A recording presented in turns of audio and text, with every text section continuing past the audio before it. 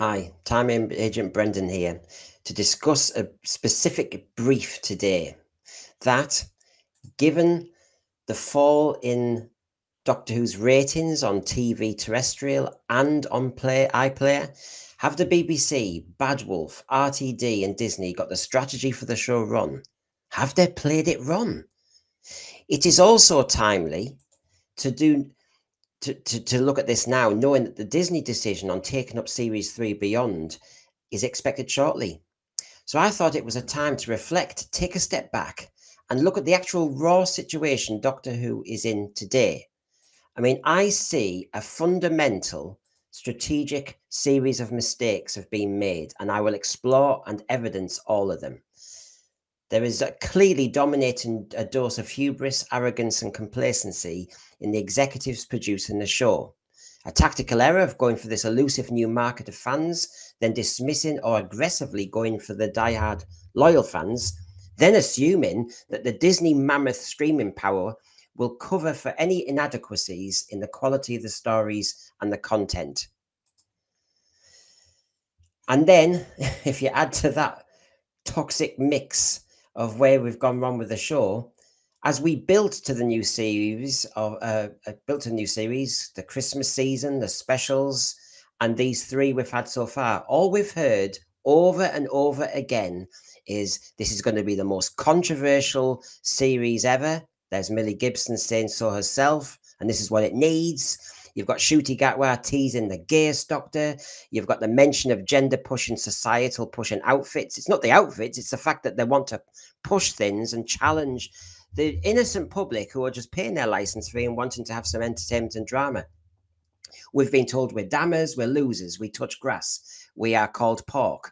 We've been told that if we have any issue with changing Davros, somebody going all the way back to 1975, then tough, shut up. We've been told that they're sticking with the timeless children, which is clearly a polarizing element of Doctor Who. Let's be honest with it. And anyway, it doesn't matter about polarizing the fans, according to RTD. He said in Bounding into Comics, if things are polarizing, I think we're in a healthy position. So even when he hears reaction, he's not bothered about it. He said, I'm not dismissing fans at all. I'm not quite sure where I am when I'm talking about the history of the legend of the timeless child. Throwing Chibnall under a bus there. Doesn't mean much to me.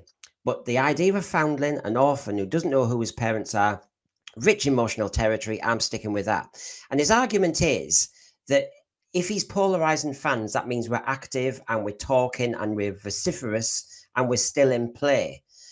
I think there's an assumption being made there because if we're active about it, he thinks we're still watching. We might be, and as I'll be saying in my Saloon Live on Friday at 7 p.m, there are fans who've fallen out of the series, and I want to know why in detail. He says, we overstate the importance of discourse on Twitter. Well, I think all of the media do. But Twitter is where some of the active voices are. You can't dismiss them totally, I'll be honest with you. So you've got a heavy, heady, toxic mix of things going on here. And then, of course, look at the media background of all this. Oh, and by the way, on the polarized fans, he's never worked in a restaurant, has he? You know, and they ask you for feedback on their service. You know, you don't want polarized feedback. You want positive feedback. So when he says polarized is great, no. I don't think he's been a public servant. But take a look at this. While he's dismissing people who are talking about the show and maybe not saying what he likes, the TV and other media organizations are doing it for him. The media clearly is lukewarm about this series. It's getting average views. There's no hype in the UK. There's no real feel of momentum. It is taken off. Sorry, it's not taken off. And why? Let's just say too much change all at once. He's changed the origin of the Doctor. He's agreed with that. The Doctor's now gender fluid, and that's confirmed all the way back from 2017 with the messing Time Lords and everything. It is looking Americanized to me. It's changed when it is even watched. The Doctor's more emotional and vulnerable. He's crashed the 14th Doctor into some emotional wreck, left in the garden weeding. He's gone heavy on fantasy because he's got no ideas left. He's got this new TARDIS designed with a sledgehammer from the toy maker. He's changed Davros completely. The Sonic is seen as a dangerous weapon. We have pronoun debates. We have a drag queen villain. The second episode was a bit musical and broke the fourth wall. A lot of change, RTD, and you're wondering why you've got active fans. Now, let us remind ourselves of where we stand with the ratings, and even since I prepared these, have changed for the worse again. So you can see episodes 1 and 2 got over the week 4 and 3.9. Actually, it's been revised down to 3.6, 3.5 kind of area, because it looked as though Barb had been playing with the figures a little bit and adding a lot of revised screenings, which is normally counted in the plus 24. So we have fiddling of figures. The figures are worse than even that. Both of them are in the 3 millions. Okay. You then have the fact that they have pitched their whole wagon of Doctor Who on the young market. Now, obviously, I was a young fan myself, so I understand that, except the way they're pitching to the youngsters, I think, is the problem. So 7% of the 4 to 15-year-olds watch Space Babies, and 13% of 16 to 34-year-olds watch Space Babies, leaving about 80% of the diehards to kind of carry this show.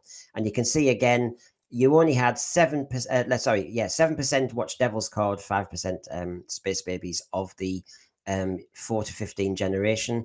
And it wasn't too much better with the 16 to 34s. Thank you to Gary Lee for doing that for us. Look at that from Samba TV. Generation Z, the percentage of streaming time spent on each service. If you take a look at that, you'll see that only 5% of any streaming time by Generation Z is focused on Disney+. So every part of Doctor Who seems to have been pitched towards a market that isn't using Disney+, and actually isn't really watching TV anyway. But you're hoping that the rest of the diehards hang around. So they've changed everything to make it more jazzy and maybe more accessible to a younger market, but that younger market isn't really there. And you're left with us. So let's look at strategic error number 1, mistake number 1. You can see, and most of my evidence today is from these two documents, LA Times and Time, both from May this year. Doctor Who is primed to be bigger than ever, says Bad Wolf. We're entering a new era. In that one, Shooty and Russell Davies say that. And of course, I've got the quote in the middle where Russell Davies says, "We genuinely start with season 1. We're not going to replay the series' greatest hits." So he's made a decision to go for the younger market, clearly an American and global market. He's clearly decided diehards will just hang on, but they'll have to put up and shut up. And he's decided that this new era is going to be what the show is all about. And I think this is a massive, massive mistake. Why do I think it's a massive mistake? He said it's a different kind of Doctor who's going to have loads of queer energy, who's going to be much more emotional, much more vulnerable. He's going to be a foundling, to almost replicate the story of Shooty's refugee start to life, really, from Miranda. Okay, right. Now, this is where I think everything's coming off the rails, and this is why I think we're starting to hit problems. So if you take a look at this, he wants new viewers. He's going to focus on attracting new viewers to the series. He believes existing Doctor Who fans will come along for the ride. Now, I've asterisked that because that is one hell of a risk he's taken there. One hell of a risk. He will assume that diehard fans, loyal fans, the older fans will just turn up, even if they find a lot of the language is confronting. That's my error too. I'll come to that in a minute. And also that the content is not the same and maybe it's not the quality. So he's going to focus on new viewers. He's willing to go to door to get new viewers to tune in. So clearly he's pitching for new. Now, assuming old fans are going to come along because we get tidbits about maybe Susan Foreman coming back and who the hell's Mrs. Flood and that sort of thing, there's a massive assumption being made there by RTD that we can put up with an awful lot.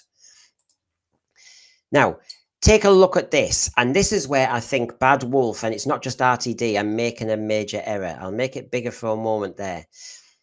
Now, this is Jane Tranter, another executive producer, obviously founder of Bad Wolf with Julie Gardner. She says, often with the regeneration of the Doctor comes a new era. What it means is that the show, by necessity, gets a kind of injection of freshness because the Doctor changes, the writers change, the showrunner changes, the producers change. Right, can I just call out the elephant in the room here? We've gone from Chris Chibnall, who worked on Torchwood, provided a few stories for RTD in the first era, to going back to RTD himself from the first era, with Stephen Moffat as one of the writers and executive producer, with Phil Collinson, with Julie Gardner from the first era, with Murray Gold from the first era. Could I go on? Yes, you know I could go on. Basically, she's making an argument for regeneration, and this is a new era, replicating the same words and the same mission statement and the same strategy as RTD, except they're forgetting one thing. They're not new. They're not fresh. They're not new to this at all.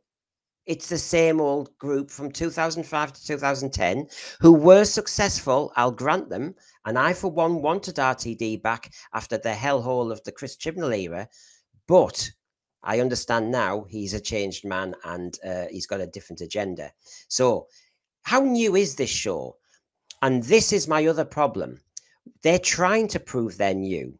They're trying to prove they're fresh, although they are not. So what do? They have to come up with a new way of doing it because they haven't got the stories there. And, you know, they can see the same formulas before, and we're getting a bit of that. So what they've got to do is go into fantasy. What they've got to do is ambush an agenda, the LGBTQ agenda, start to kind of pitch the Doctor Who tent on some platforms. Other than that, it won't look new, will it? And of course, a new style of Doctor, a new presentation of the Doctor with queer energy, etc., etc., etc., will make it look new and fresh because the writers, the producers, the company, the musicians, some of the special effects, it's all the same as before. So, yeah, nice try. I mean, you know, just read the words and then think, hold on a minute here. And then she mentions that the bi-generation, for example, in The Giggle, was a clear signal that Doctor Who was entered into a new era.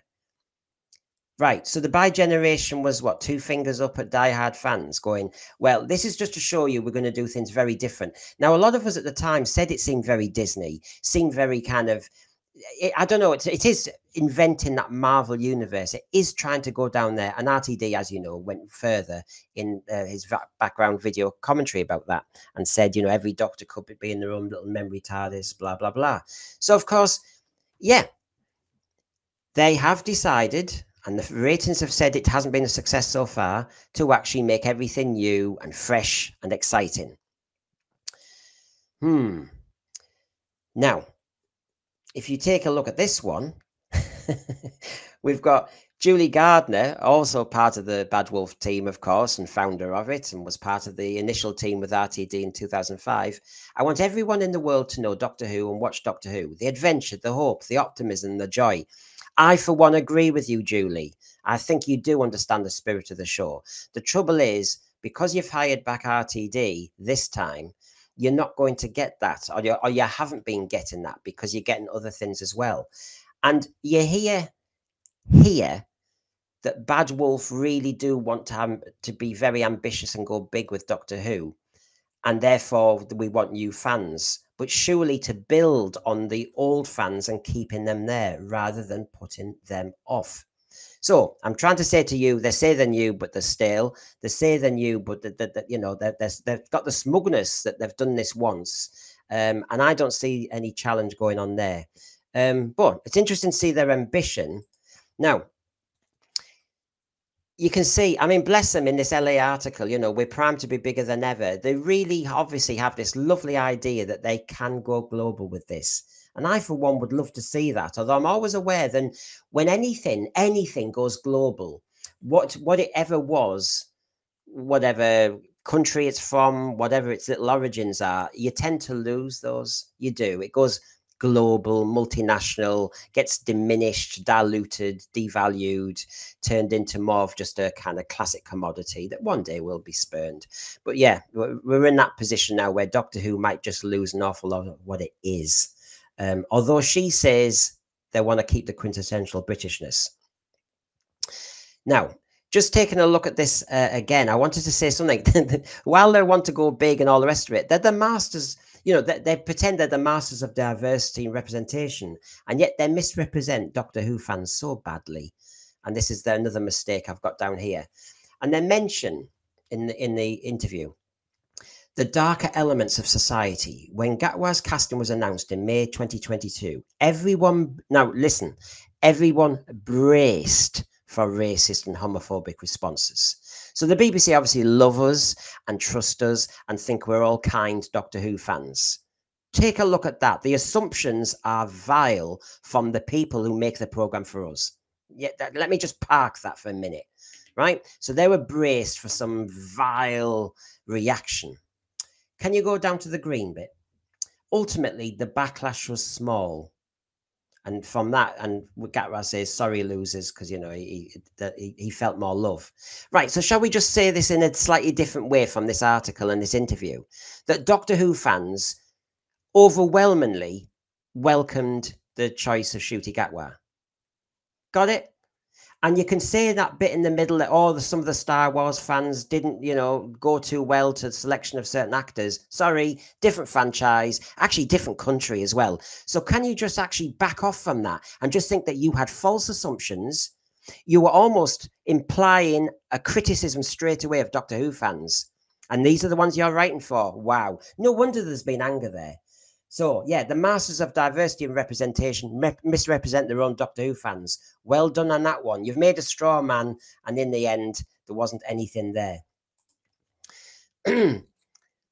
So, the ratings are proving that this great master plan that they had is not working yet. And I will remind you that the episode 1 and 2, those figures revised for each one of them around 300,000 lower.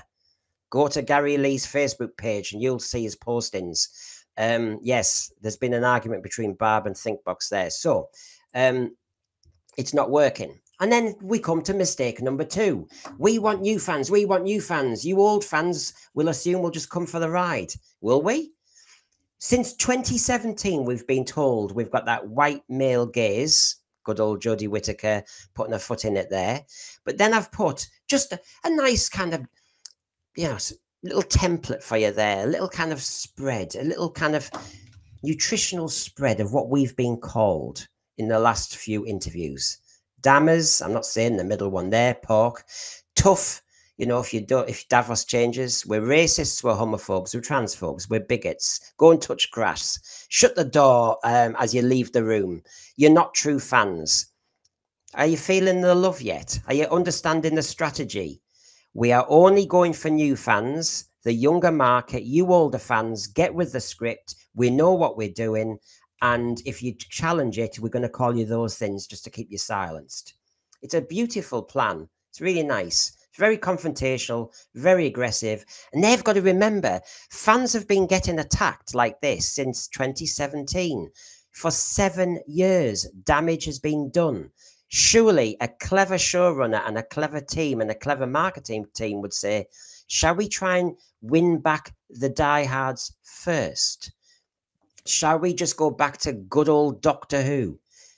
This is a misstep, an absolute misstep, to get so cocky that you think you'll win so many new fans over that you can speak to the old ones like that. And as I've just proven in the slide before, they thought we were that, but we proved we weren't. But the mistakes carry on, don't they? You know, RTD talking about we live in heavy times. Anything specific? I mean, you know, what is it about heavy times? When were there not heavy times? I mean, when people lived in the Blitz and Second World War, heavy times. When people lived through the potato famine in Ireland, heavy times. I mean, I could go through every iteration. Why did people do the Jarrow marches? Why did we have mass unemployment in the 1920s? Come on. Heavy times? Well, I think every era has its challenges. Stop being so melodramatic. So we live in heavy times. I want people of all ages, frankly, to turn from the news and to turn from whatever aggression there is online. Yeah, we hear it from you lot. And to come to a nice, safe space. Now, I find this so ironic. Doctor Who, according to RTD and Bad Wolf, is a new, nice, safe, cozy, comfortable space for us. But only if it's on the terms that they're laid down and we accept them. Because equal to that, you can see I've used it in nearly every one of my saloons. The gender pushing and the societal pushing agenda is there, agreed from costumes onwards, dialogue, the lot, casting. So basically, I want Doctor Who to be a safe space. For who? RTD, for who? Because it's not a safe space for the diehards, because they're finding every bit of dialogue, choices of content quite challenging and different to how it was done before. Different can be good, but there's been, as I listed, so much change. Is this really working? So I find it very interesting that he's decided that Doctor Who, I think, you see, instead of it being a safe space, it's more of a triggering space. It's more of a Doctor Who battleground. He's chosen Doctor Who to be his battleground on politics. Am I just kind of making this up? Well, look at the Time magazine. Yeah? And even Millie Gibson, because remember, these have all got the script from RTD. They all know what we're trying to do with this new show.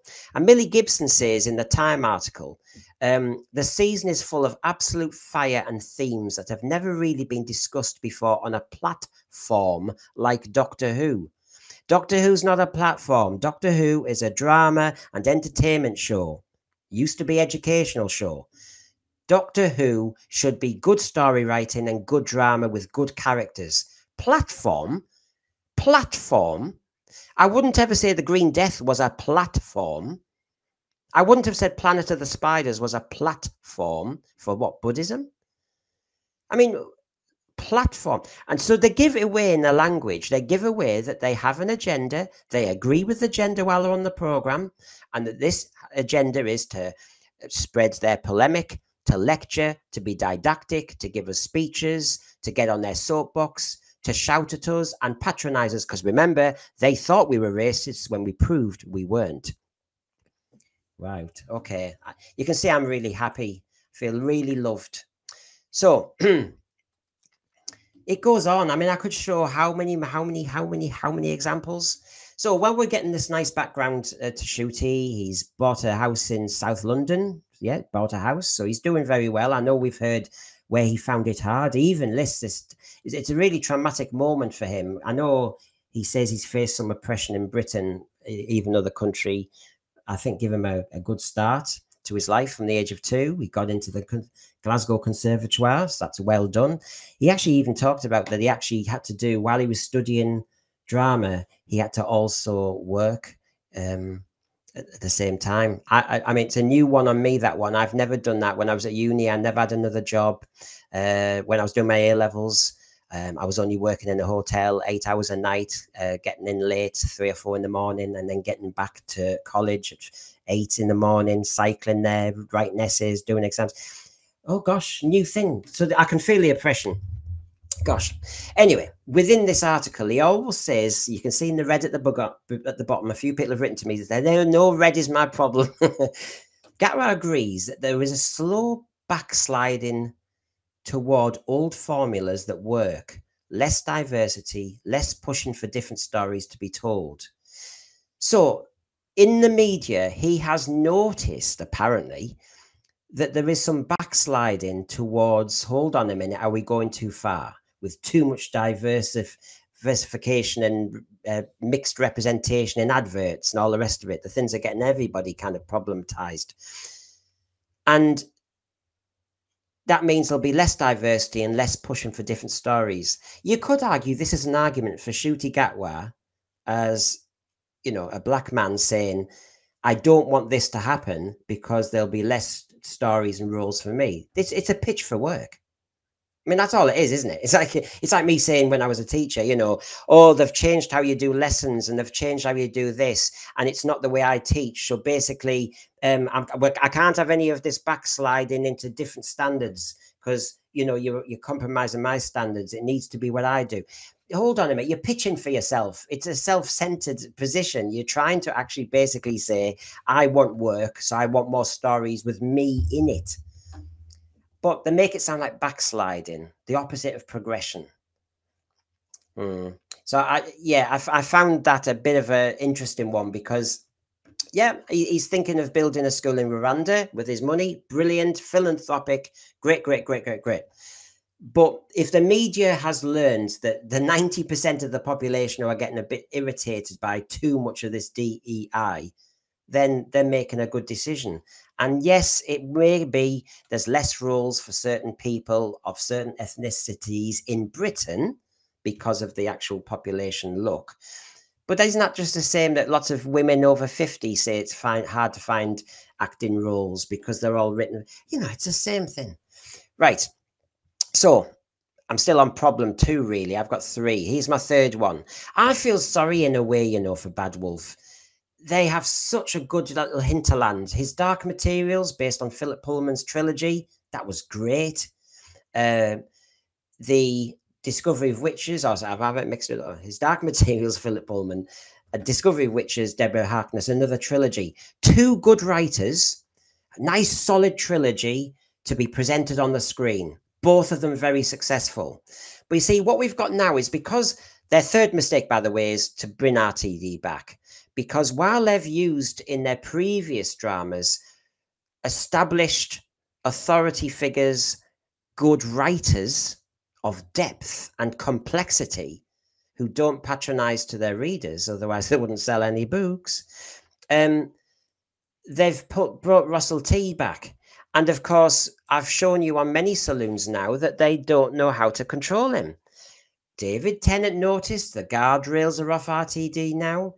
Julie Gardner was saying, I think on one hand, RTD's a showman, and on the other hand, he's as dark as the pits of hell. I showed you in the last saloon, he said nobody would dare challenge him. So they've brought him back. Mind you, one problematic bit of all this, who can control him, is that in red here, because Russell Davies says, I also wanted to do Doctor Who with people who will push me because I would rather die than hand in a bad script to Julie and Jane. The thought of letting down my friends and making them work hard on something that doesn't work would kill me. I knew they'd keep the standards high. Which is strange because he doesn't like to be challenged by anybody. So either he just knows they agree with him, or he just daren't deliver bad scripts because they'll give him like a mum's, stern look at them. I don't know, but something doesn't stack up here. It's a lovely cozy network, though. This new, fresh era of Doctor Who with fresh blood and everything. And I don't want to let down my friends. And I think my 3rd phone call was phoning my friend Stephen Moffat. One of my early phone calls was phoning Chris Chibnall and seeing if he wanted to come back. One of my other earlier phone calls was to phone Murray Gold and see if he wanted to come back. Friends, friends, friends. This is the new era of Doctor Who, which sounds very like the old era, but a bit angrier. And then you've got the ambition on the other side of it, that Davies says this is a new show. The show needs to be bigger. The show needs to go forward. We're now on a big streamer. So you've got their ambition and they've brought him back angrier. And so, as I'm going to say now, while we've got all these great ambitions, which the ratings aren't showing, in effect yet, let's just quickly think of the stories that he has delivered so far. A comic strip story that crash lands, the Doctor gets it wrong, the Wrath Warriors get killed because of his mistake. He can only resolve it by needing women. We would get a mention of the boss to keep the old fans slightly interested, and we had a trans child, which is a problematic thing. Read the cast report. We then had an empty spaceship, and while beyond invisible aliens who stare, then chase, then get big and fat. The Doctor nearly kills Donna with a terrible error, really, and we learned he fancied men. Then we had the toy maker causing chaos, but then great that the Doctor learned how to play throw and catch with the ball, the bi-generation nonsense, so that 2 people could be throwing the ball. Maybe that was the genius writing. 14th Doctor had to be retired and was emotionally wrecked. Not a heroic ending. Then we had the goblins stealing babies and a Jack and the Beanstalk plot where he goes up and down the rope with his Mavity gloves, which ends up helping him kill the Goblin King.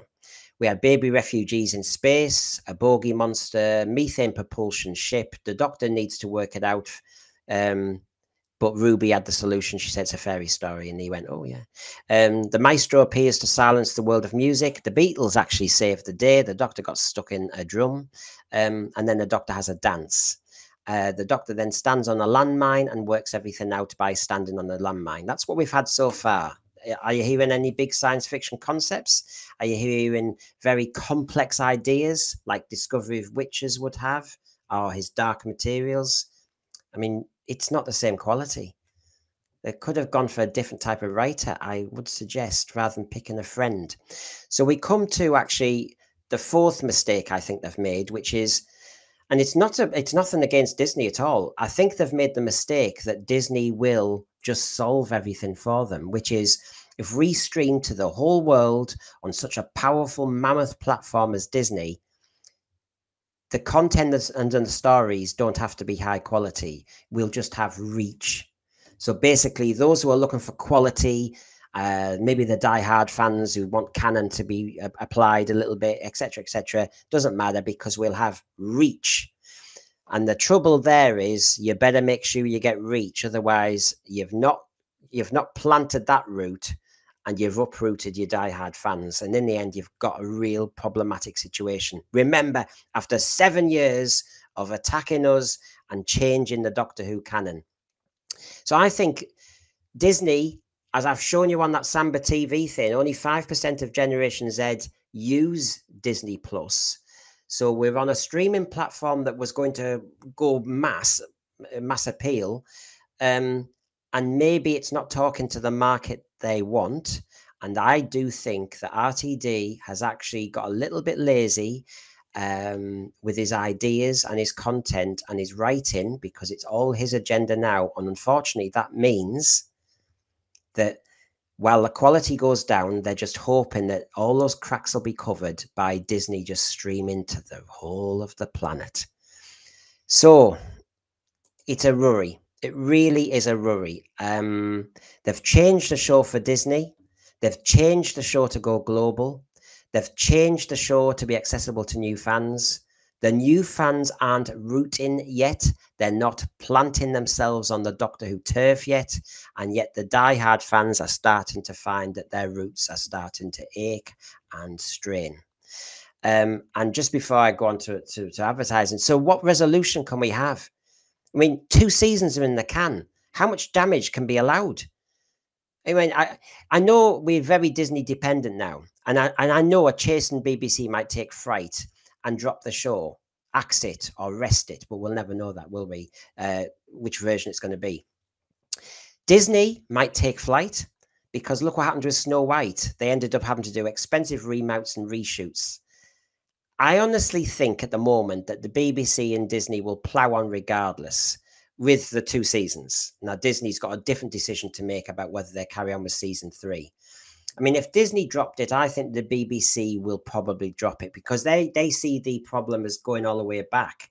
I mean, they caused the problem, but from 2016 onwards, the BBC has seen Doctor Who as basically this awkward thing, and they don't understand it. So basically, I think if Disney drop out, I think the BBC for now will drop out. I say for now, we don't know what's in the stars. The trouble is, RTD and Bad Wolf have ran before they could walk. It needed new blood. Instead, they got the old crew back. And remember, the old crew from 2005 to 2010, although they give us some nice big hits, they didn't give us classic Who. People say they updated it, but they did change a lot of the show. And some of the damage being seen now had seeds sown in that era. I actually look back at that first era that I enjoyed at the time, and I can see now that actually that era, while it was successful, was poisoning the future for Doctor Who. So it is more problematic now. Anyway, please, if you've enjoyed this little kind of reminisce and reflection and thought process, please like and subscribe, switch on your notifications. We're back on Wednesday night at 7 p.m. with a panel reviewing aspects of Boom, previewing 73 Yards, having a few laughs with, snog, marry, avoid of certain Doctor Who characters. We've got an item on episode 3s. I'll tell you more Wednesday night at 7 p.m. Friday, 7 p.m., we have a live saloon, which is obviously talking to one of my former panelists who's decided this era, I'm sorry, since Jodie Whittaker onwards, I've tried, I'm out. And so I'm going to interview him and actually get to the nuts and bolts, because it might resonate with a lot of people. So please subscribe. Come on, join us. Join the panel. Come on, I love that. And click on those notifications. And see you again Wednesday. I'll be putting something up on Thursday. See you again Friday, 7 p.m. and Sunday, 7 p.m. We'll obviously be reviewing 73 yards. Busy times. I hope they're happy times. We'll say more about 73 yards tomorrow. Anyway, it's Time Agent Brendan checking out. See you later.